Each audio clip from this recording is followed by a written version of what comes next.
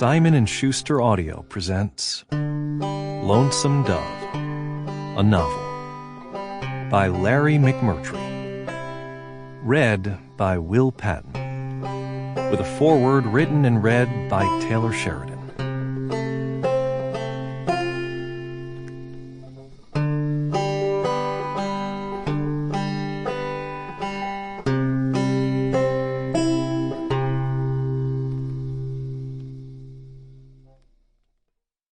For Maureen Orth, and in memory of the 9 McMurtry boys, 1878 through 1983.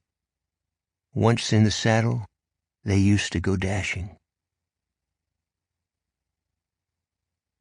Foreword by Taylor Sheridan. I first read Lonesome Dove in the spring of 1989.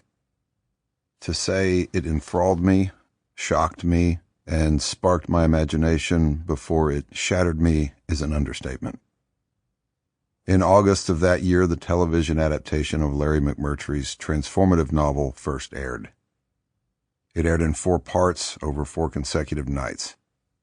Bill Whitliff's adaptation of McMurtry's novel was handled with the reverence of a monk transcribing the Bible, which is to say, it is arguably the most literal and faithful adaptation of a novel to the screen in cinematic history. Upon watching the film, I reread the novel yet again for the 4th or 5th time, 6th maybe, comparing my imagination to the adaptation. This is easily the most formative event in my life. My plan to pursue the family business of law enforcement and cattle raising was destroyed. In its place was an unquenchable thirst for storytelling. And, as it were, an immediate career change.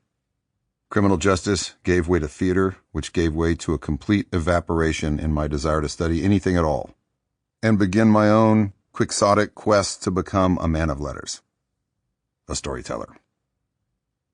I do not know how many times I've read Lonesome Dove to date. 30? 50?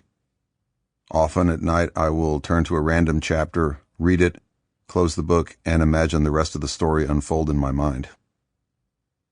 Supposedly inspired by the deep friendships of Charles Goodnight and Ed Loving, Lonesome Dove is a West never before explored in literature.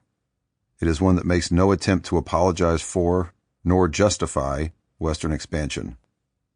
Likewise to the victims of a land completely absent, the rule of law.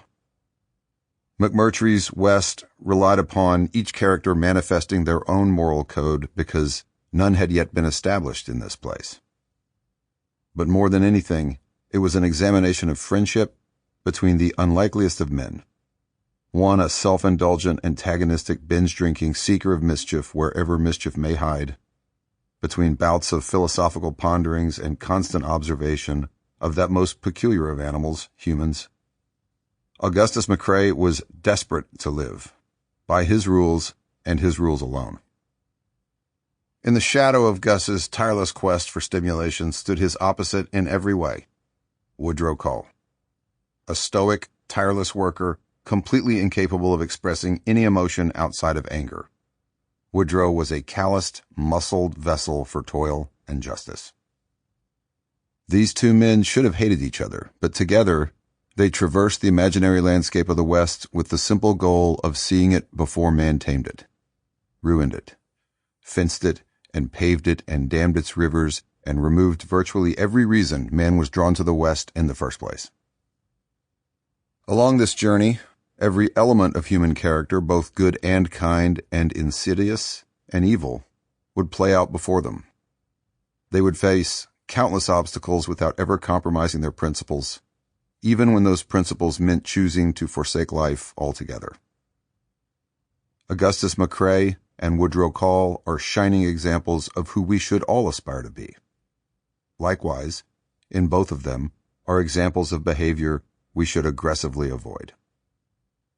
Scholars far more eloquent than I will fare better at elucidating on the examples of literary genius dripping from each page, from his economical prose, which paints Russell-like images of the dusty world McMurtry's characters inhabit, to piercing dialogue that forces... Sample complete. Ready to continue?